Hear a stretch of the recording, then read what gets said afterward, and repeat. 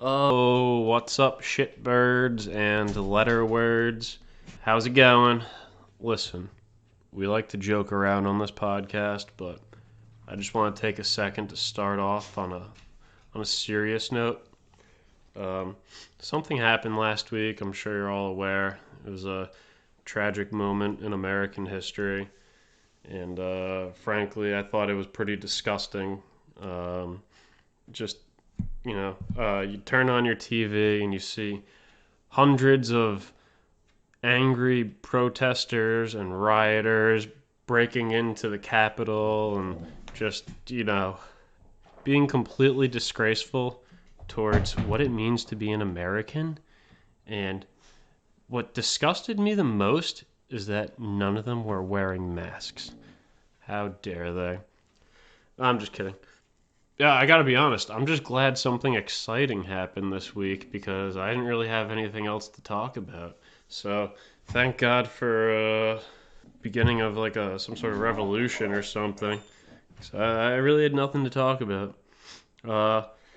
Yeah, it's pretty annoying though because I don't want to go on a rant, even though that word's in the name of the podcast. But when something like this happens, it always becomes like the way that it's talked about, the way that the media talks about it is it becomes like something that's not, So you got one side being like, oh well, if all these people were black, then we would see a completely different outcome. They would all be shot. And then the other side is like, oh well, BLM burned cities all summer long, and we're just so stupid because now we're not even talking about what actually happened, and we're just talking about something completely different. And so, we'll forget about the fact that people stormed the Capitol and broke into it in about a week or so. We won't even be talking about it. Something else will happen, and we'll have moved on because we're suckers when it comes to just whenever like a new slogan or chant comes out, like Black Lives Matter or Keep America Great. Like those aren't really political ideologies. Like have your own original thought. How about that? How about you have your own original thought? You don't just sum down a complex issue into like a 3-word slogan. Anyway, I don't know. It was kind of funny because like inside of Congress, they were having like a debate on, the Constitution and the legality of some things that were happening. And I'm not going to deep dive into this because you don't want to hear it. But it's just funny that, like, Congress is actually doing something like they're doing, like, the most political thing ever for once. And they're arguing about the Constitution, which is, like, the law of the land. And it gets broken up. It's like if there's like a bunch of nerds in debate club and then just these fucking jocks just like storm in, fucking bust up the party. It's I don't wanna dwell on all of that. You don't want to hear about that. This is coming out on a Sunday night anyway, so I'm sure something's happened already. I'm recording on a Friday, of course. You are listening to Radio Rants with Roman, by the way. I am your host, Roman. And actually, something exciting did happen to me this week, other than what happened in DC. I almost backed in. I was in my car in a parking lot, and I didn't run over a drunk bum, but I almost backed into one. But I'm gonna go ahead and do what everybody says and say it was his fault, not mine.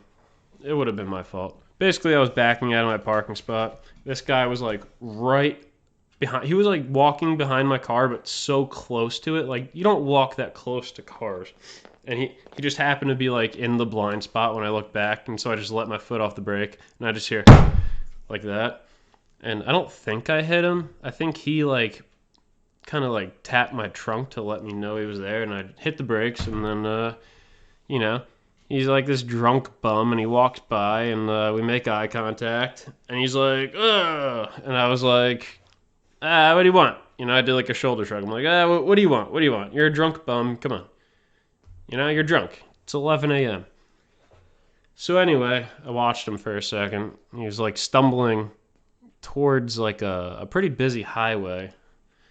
Now, just let the record show, he was stumbling because he was drunk. I didn't hit him, okay? So legally, you cannot use that against me in the court of law. And, yeah, I don't know. It's fucking bum. So I did, I did what you're supposed to do, and I drove away. And, yeah, I feel like, I don't know. He's a drunk bum. I didn't run him over. No harm, no foul. And, if not me, somebody else. It's just the way things work. I'm very honest on this podcast, folks. All right, he's a drunk bum. What do you want from me? Oh, so actually, I did get a complaint from the FCC. They reached out to me. They sent me a notice through the U.S. Postal Service. I received a letter basically telling me that all right, so last episode I made fun of school shootings, and this is actually, I believe, my third time, according to this letter, making fun of school shootings through the history of this podcast. And there's a rule in the FCC where if you make fun of children being shot by automatic rifles, you have to do a PSA about school shootings. So, they sent me this audio. I reached back to them after they sent me the letter. They emailed me some audio, and basically I have to play this PSA for you. So, sit back and enjoy this educational video. Dad, can I talk to you about something? Why, sure, Timmy. What's on your mind? Well, today in school, I was in third period science class, and we had to do an active shooter drill, and the teacher turned off the lights and locked the door, and we had to get into a corner, and I couldn't help but think to myself that if I were a potential active shooter, I would know exactly where all of my classmates were hiding, and it would make for an easy slaughter, because everyone is in the same corner. I see. Well, that certainly is a conundrum, Timmy. Your school building is pretty old, too, so I doubt that glass is bulletproof. Yeah, exactly. Also, why would they turn the lights off? If I were to, hypothetically, become an active shooter one day, I would know that all of the classrooms with the lights turned off are full of kids, and I wouldn't even waste my time trying to open the door. I would just shoot the lock off. Good point there, Tim. That would probably be pretty easy, too. Your school district is always on the verge of being bankrupt, and I don't think it's because they spent all of their money on heavy-duty locks. Heck, you could probably just kick them off with a proper pair of boots. You wouldn't even have to waste your ammunition. Hypothetically speaking, of course. Yeah, and a couple of months ago, we had an assembly about active shooters, and why kids become active shooters, and gain access to assault rifles because their parents don't properly lock them up. Son, the kind of children that become active shooters are very troubled, and they shoot up schools as a cry for help. I know I don't have to worry about that with you because I trust you enough to know that you wouldn't go into my closet and steal my rifle. Definitely, Dad. Can I ask you something else? Well, of course, you little whippersnapper, you.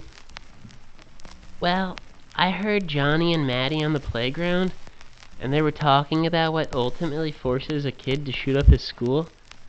His or her school, Timmy. This is a progressive household, and we believe that women are capable of as much, if not more, evil than men. Right. Maddie and Johnny were arguing about what causes a girl or boy to shoot up a school, and Maddie was saying that it's an issue with mental illness. But Johnny was saying that it's because of violent video games and movies. You don't think that violence in movies or video games causes kids to shoot their classmates dead, do you, Dad? Well, of course I think that, son. Of course violence in movies and video games causes people to act violently. Let me ask you something. Remember last summer when you saw that superhero movie and you wanted a haircut just like the main character, but I thought it would make you look kind of faggy, but you did it anyway? Yeah? Well, don't you see how you were influenced by that movie to act out in a certain way? I remember when I was younger, and me and your Uncle Joe were really into The Sopranos. We got dressed like guineas, and we talked like guineas, and we threatened to beat people up for no reason, just like guineas. That's because we were influenced by the show. Well, I never thought of it that way before. Right. Most people don't, because they want to believe that they're above media influence, son. But they aren't. People are sheep, and they lack any originality. Like when you asked if people who speak Chinese have thoughts in their heads in Chinese, the same way that you speak English and think in English. That wasn't an original thought, it was a stupid one that everyone has had before. Oh. Well, how do I know that I won't become a school shooter? Timmy, I know you're not going to shoot up a school because you're not crazy. When you were a toddler, you were crazy. But Mommy and I decided long ago to heavily medicate you to keep you sedated. We knew it might stunt your mental growth, but that was a risk we were willing to take to avoid being known as the parents whose kid became a school shooter. We've thought this through before. We've also taken precautionary measures to make sure you don't impregnate any girls before marriage. Also, if the neo-Nazis ever take over, all you have to do is show them your foreskin and you'll get a free pass. Is that why my penis looks so funny? That's why, son. Because Mommy and I love you. And your penis doesn't look funny. It looks completely natural, the way Jesus intended before the Jews got their greasy hands on it. Thanks, Dad. I feel so much better after talking to you. Well, I'm glad I could help. But how do I know if any of my classmates have gone too far and they're going to shoot up the school? Well, there's a few signs to look for, and things you can do to prevent anyone from shooting classmates. The easiest thing you can do is see who's wearing Doc Martens. If they're wearing Doc Martens, they're just a trench coat away from going on a killing spree. Also, when it comes to bullying classmates, do not do it online. That's a huge no-no. Make sure that, when bullying someone, you do it in person, preferably in front of everyone else. This will ensure that you break your victim's spirit, which will prevent them from acting out. As a matter of fact, most reputable studies show that being bullied at an early age helps build character in people. Heck, you might just be bullying the next Steve Jobs. If you bully someone online, though, there's a good chance they'll let their anger stew inside them, and they'll become a school shooter one day. Wow, Dad, you're so smart. Ha! Well, thanks, Timmy. Maybe you could tell your mother that. As far as she's concerned, I'm just a walking ATM that's no longer aroused by her naked body. It's okay, Dad. I'm not aroused by Mom's naked body either. Son, there's hope for you yet.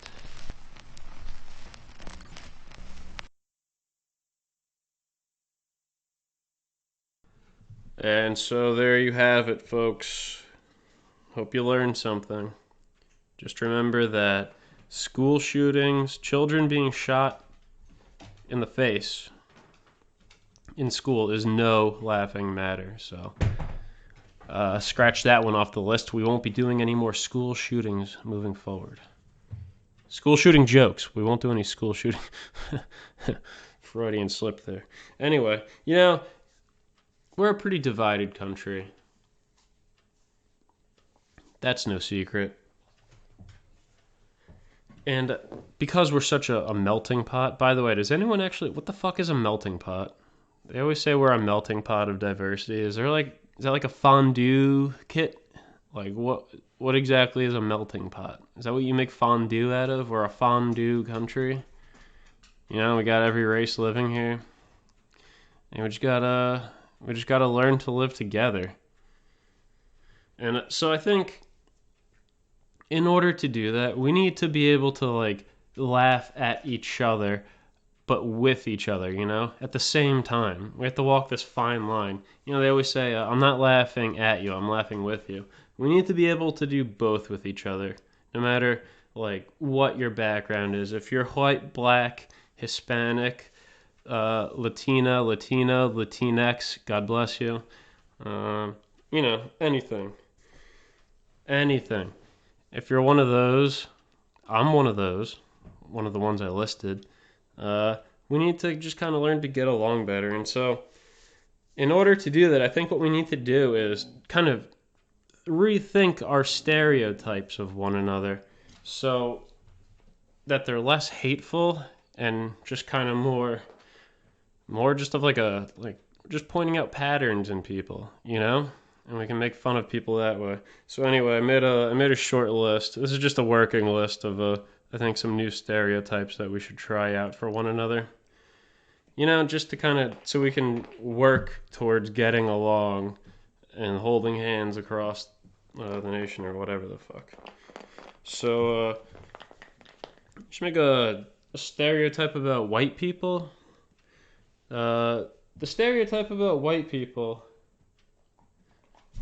is, of course, now this was a hard one to come up with because white people in America really are to be white, it truly is probably, you're part of like the most diverse group of people ever. Just when you look at the culture of white people, you have people from various states, immigrants that came over from various countries in Europe with, very rich cultures like Poland, or like Slovakia, just very culturally deep. Personally, I'm Irish Italian. But anyway, that bit didn't work out. What I was trying to say is that white people are diverse. Not all jokes have to land on this podcast, folks, all right? Anyway, the new stereotype for white people is that they enjoy killing, Like white people just like starting wars.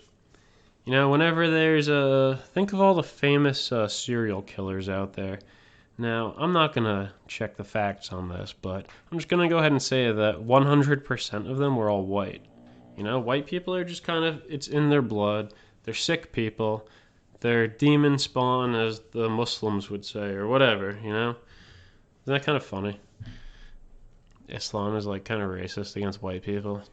That's fine. Whatever. We're used to it. That was a joke. I'm not used to it. So that's the new stereotype about white people.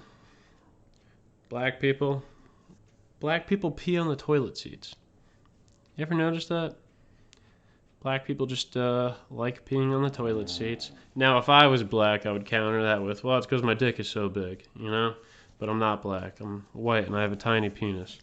But we're not going to make that the white stereotype, because that's already taken by the Asians. Mexicans. You ever go in a grocery store? You ever go in a grocery store and you notice that there's a Mexican down the aisle? They're always taking up the whole aisle. Mexicans, they're aisle takers. They're taking up the entire aisle. So there you have it. On to the Jews. Everyone's favorite punching bag.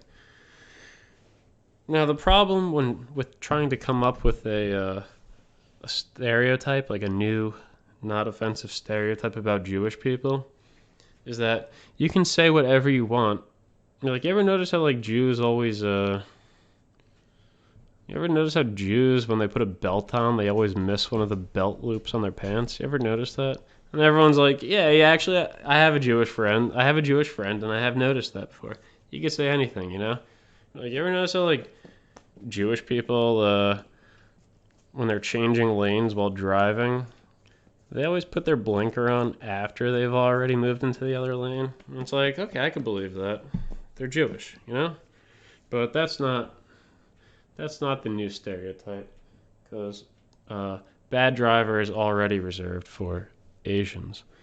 Now the new stereotype for the Jewish people, God's chosen people, is that when they pass gas, it smells lethal. Like Jewish people, when they fart, their gas smells so bad that it could kill you. You know. Now, fart jokes are always funny, and there's no way that you could ever make what I just said offensive, because it's just a fart joke.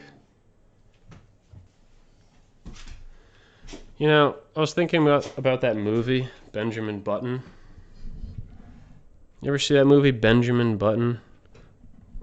It's kind of like Forrest Gump. Isn't it pretty much the same movie? The plot of Benjamin Button is like the same plot as Forrest Gump. Like they're just kind of get involved in like Americana. It just kind of goes through like history, different decades and whatnot. You can hear my dog in the background. Anyway, the difference between Benjamin Button and Forrest Gump is that Forrest Gump is retarded and Benjamin Button ages retarded. The way that he ages is retarded. And I think that's pretty much the only... You know, I actually heard that Brad Pitt, when he was getting ready for the role of Benjamin Button, because he's like a little kid in part of it, in order to learn how to properly portray a little kid, he needed to find... You know, he needed to find his inner child. He needed to be in a child, know what it's like to be in a child in order to play that part. So he fucked a little boy. It's on IMDb. Anyway, folks, that is the show. Thank you for listening. Follow me on Twitter. Radio Rants Roman, all one word, uppercase R's. Or shoot me an email and call me a piece of shit at radio. No, it's not shoot me an email and call me a piece of shit at. The actual email address is Radio Rants Roman, all one word, capital R's, @gmail.com.